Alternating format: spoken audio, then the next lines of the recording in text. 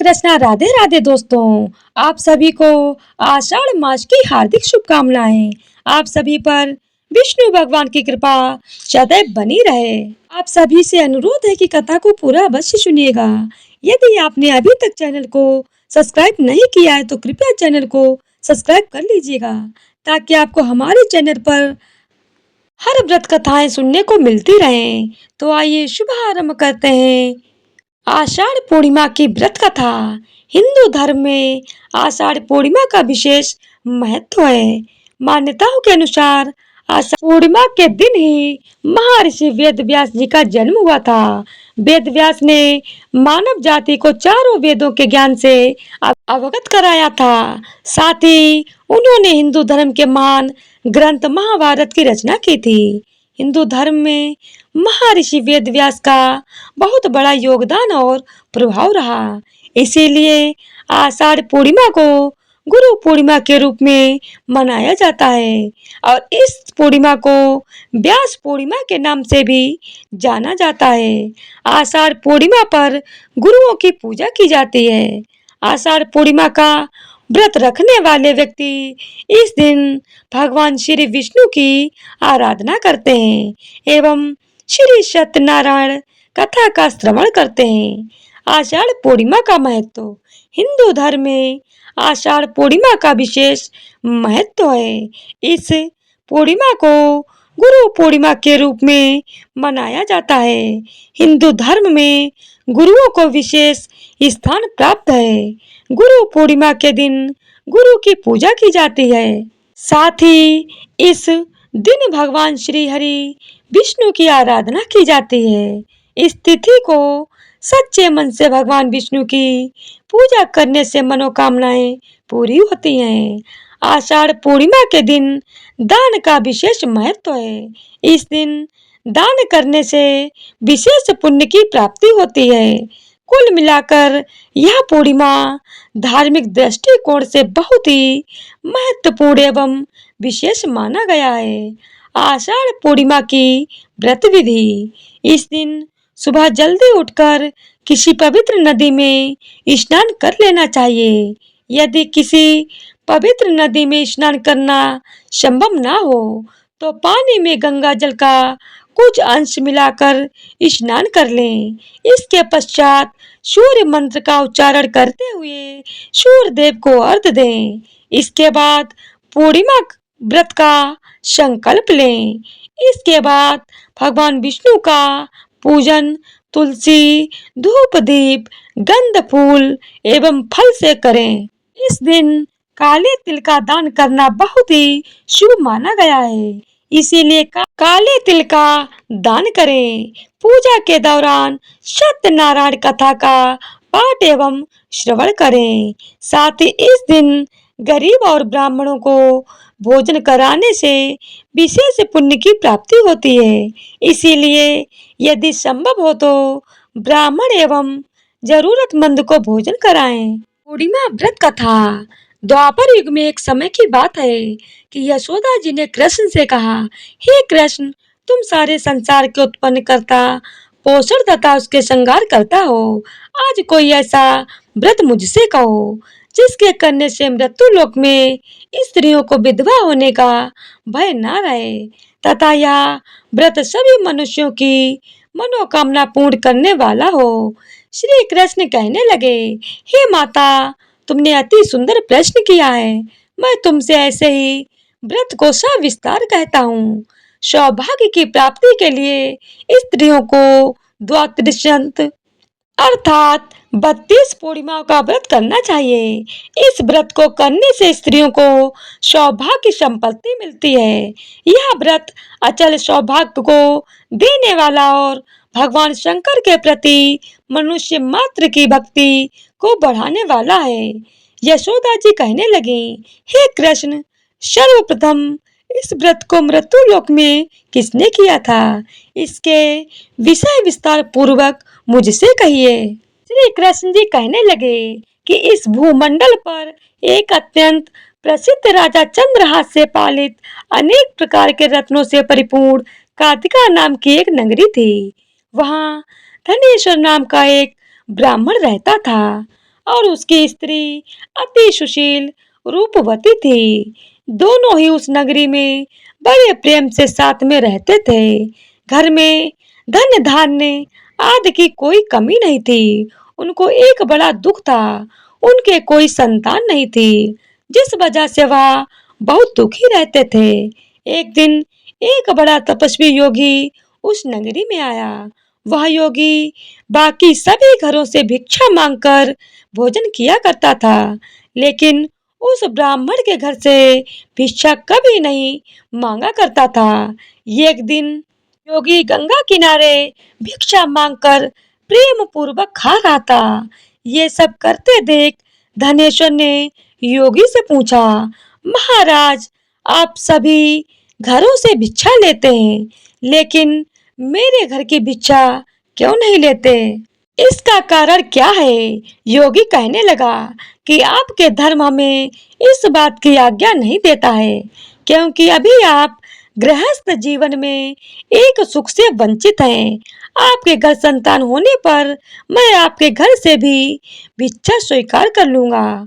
उन्होंने कहा कि जिसे संतान नहीं है, उसके घर से भिक्षा लेने से मेरे भी पतित हो जाने का भय है।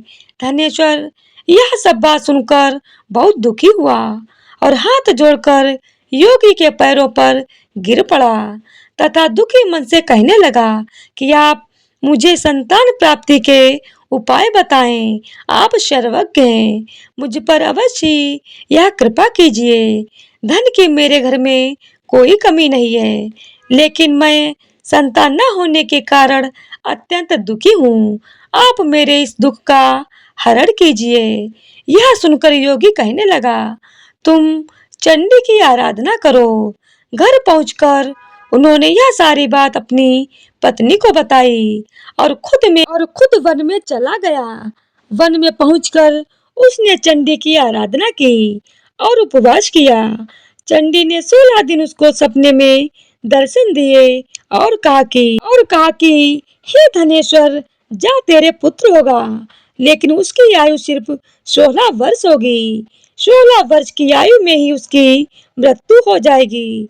अगर तुम दोनों स्त्री और पुरुष 32 पूर्णिमाओं को व्रत करोगे तो यह दीर्घ आयु हो जाएगा। जितनी तुम्हारा सामर्थ्य हो उतने आचे के दिए जलाकर शिव जी का पूजन करना, लेकिन पूर्णमासी 32 ही होनी चाहिए। सुबह होते ही तुम्हें इस स्थान के पास एक आम का पेड़ दिखाई देगा। उस पर चढ़कर एक फल तोड़कर अपने घर चले जाना। अपनी स्त्री को इस बारे में बताना।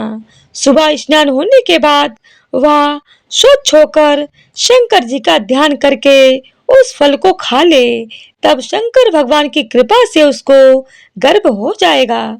जब ब्राह्मण उठा तो उसे उस स्थान पर एक आम का पेड़ दिखाई दिया और वह उससे फल तोड़ने के लिए उसके ऊपर चढ़ा। वह पेड़ पर चढ़ नहीं पा रहा था। यह देखकर उसे बड़ी चिंता हुई। उसने भगवान गणेश की उपासना की और कहा, हे दयानिधे, आप भक्तों के विघ्नों का नाश करके उनके मंगल कार्य को करने वाले, दुष्ट का नाश करने वाले, रिद्धि सिद्धि देने वाले, आप मुझे इतना बल दें कि मैं अपनी मनोकामना पूरी कर सकूं। इसके बाद वह पेड़ से फल तोड़कर अपनी पत्नी के पास पहुंचा। उसकी पत्नी ने अपने पति के कहे अनुसार उस फल को खा लिया और वह गर्भवती हो गई। देवी की कृपा से उसे बहुत सुंदर पुत्र पैदा हुआ। उसका नाम उन्होंने देवी दास रखा। माता पिता के हर्ष और शोक के साथ वह बालक बढ़ने लगा। भगवान की कृपा से वह बालक बहुत ही सुंदर था, सुशील और पढ़ाई लिखाई में भी बहुत ही निपुण था। दुर्गा जी के कथनानुसार उसकी माता ने 32 पूर्णमासी का व्रत रखा। जैसे ही 16वां वर्ष लगा, दोनों पति पत्नी बहुत दुखी हुए, कहीं उनके पुत्र की मृत्यु न हो जाए। उन्होंने सोचा कि अगर उनके सामने यह सब हुआ तो वह कैसे देख पाएंगे। तभी उन्होंने देवीदास के मामा को बुलाया और 1 वर्ष के लिए देवीदास को काशी में पढ़ने के लिए भेज दिया। 1 वर्ष के बाद उसे वापस लेकर आ जाना। देवीदास अपने मामा के साथ एक घोड़े पर सवार होकर चल दिया। उसके मामा को भी यह बात पता नहीं था। दोनों पति पत्नी से 32 पूर्णमासी का व्रत पूरा किया। दूसरी तरफ मामा और भांजा दोनों रात गुजारने के लिए रास्ते में एक गांव में रुके। उस दिन उस गांव में ब्राह्मण की कन्या का विवाह होने वाला था। जिस धर्मशाला में वर और बाराती के बाकी लोग रुके हुए थे, उसी धर्मशाला में देवीदास और उसका मामा भी ठहर गए। उधर कन्या को तेल आदि चढ़ने के बाद जब लगन का समय आया तो वर की तबीयत खराब हो गई। वर के पिता ने अपने परिवार वालों से विचार विमर्श करके कहा कि यह देवीदास मेरे पुत्र जैसा ही है, मैं इसके साथ लगन करा दूं और बाद में बाकी सारे काम मैं अपने बेटे के साथ पूरे करवा लूंगा। ऐसा कहने के बाद वर के पिता देवीदास को मांगने के लिए उसके मामा के पास गए और उन्हें सारी बात बताई। मामा ने कहा कि कन्यादान में जो कुछ भी मिलेगा वो हमें दे दिया जाए। वर के पिता ने बात स्वीकार कर ली। इसके बाद देवीदास का विवाह कन्या के साथ संपन्न हो गया। इसके बाद वह अपनी पत्नी के साथ भोजन न कर सका और मन में विचार करने लगा कि न जाने यह किसकी पत्नी होगी। यह सोचकर उसकी आंखों में आंसू आ गए। तब बधू ने पूछा कि क्या बात है, आप उदास क्यों हैं? तब उसने सारी बातें अपनी पत्नी को बता दी। तब कन्या कहने लगी, यह ब्रह्म विवाद के विपरीत है। आप ही मेरे पति हैं, मैं आपकी पत्नी रहूंगी, किसी अन्य की कभी नहीं। तब देवीदास ने कहा, ऐसा मत करिए, क्योंकि मेरी आयु बहुत कम है, मेरे बाद आपका क्या होगा? लेकिन उसकी पत्नी नहीं मानी और बोली, स्वामी आप भोजन कीजिए। दोनों रात में सोने के लिए चले गए। सुबह देवीदास ने अपनी पत्नी को 4 नगों से जड़ी एक अंगूठी दी और एक रुमाल दिया और बोला कि हे प्रिय, इसे ले लो और संकेत समझकर स्थिर चित हो जाओ। मेरे मरण और जीवन जानने के लिए एक पुष्प वाटिका बना लो, उसमें सुगंधि वाली एक नव मल्लिका लगा लो, उसको प्रतिदिन जल से सींचा करें और आनंद के साथ खेलो कूदो। जिस समय और जिस दिन मेरा प्राणांत होगा उस दिन यह फूल सूख जाएंगे। जब यह फिर से हरे हो जाएं तो जान लेना कि मैं जीवित हूँ। यह समझाकर वह वहां से चला गया। इसके बाद जब वर और बाकी बाराती मंडप में आए तो कन्या ने उसे देखकर कहा कि यह मेरा पति नहीं है, मेरे पति वह हैं जिनके साथ रात में विवाद हुआ है। इसके साथ मेरा विवाह नहीं हुआ है। अगर वह यही है तो यह बताएं कि मैंने इसको क्या दिया है। साथ ही कन्यादान के समय को आभूषण मिले, उन्हें दिखाएं। कन्या की ये सारी बातें सुनकर वह कहने लगा कि मैं यह सब नहीं जानता। इसके बाद सारी बारात भी अपमानित होकर वापस लौट गई। भगवान श्री कृष्ण बोले, हे माता, इस प्रकार देवीदास काशी चला गया। कुछ समय जब बीत गया तो एक सर्प उसको डसने के लिए वहां आया, लेकिन वह उसको काट नहीं पाया क्योंकि उसकी माता ने पहले ही 32 पूर्णिमा का व्रत कर लिया था। इसके बाद खुद काल वहां पहुंचा। भगवान की कृपा से तभी वहां माता पार्वती और भगवान गणेश आ गए। देवीदास को मूर्छित दशा में देखकर माता पार्वती ने भगवान शिव से प्रार्थना की कि महाराज, इस बालक की माता ने पहले ही 32 पूर्णिमा का व्रत कर लिया है, आप इसको प्राण दें। भगवान शिव ने माता पार्वती के कहने पर उसे प्राण दान दे दिया। उधर उसकी पत्नी उसके काल की प्रतीक्षा कर रही थी। उसकी पत्नी ने जाकर देखा कि पुष्प और पत्र दोनों ही नहीं है, तो उसको बहुत आश्चर्य हुआ। और जब उसने देखा कि पुष्प वाटिका फिर से हरी हो गई है, तो वह समझ गई कि उसका पति जिंदा हो गया है। इसके बाद वह बहुत ही प्रसन्न होकर अपने पिता से कहने लगी कि मेरे पति जीवित हैं, उनको ढूंढ कर लाइए। जब 16वां वर्ष व्यतीत हो गया, तो देवीदास भी अपने मामा के साथ काशी चल दिया। इधर उसकी पत्नी के परिवार वाले उन्हें ढूंढने के लिए जा ही रहे थे कि उन्होंने देखा कि देवीदास और उसका मामा उधर ही आ रहे हैं। उसको देखकर उनके ससुर बहुत प्रसन्न हुए और उसे अपने घर ले आए। वहां सारा नगर इकट्ठा हो गया और कन्या ने भी उसे पहचान लिया। देवीदास ने इसके बाद अपनी पत्नी और मामा को लेकर वहां से चल दिया। उसके ससुर ने भी उसे बहुत धन दहेज में दिया।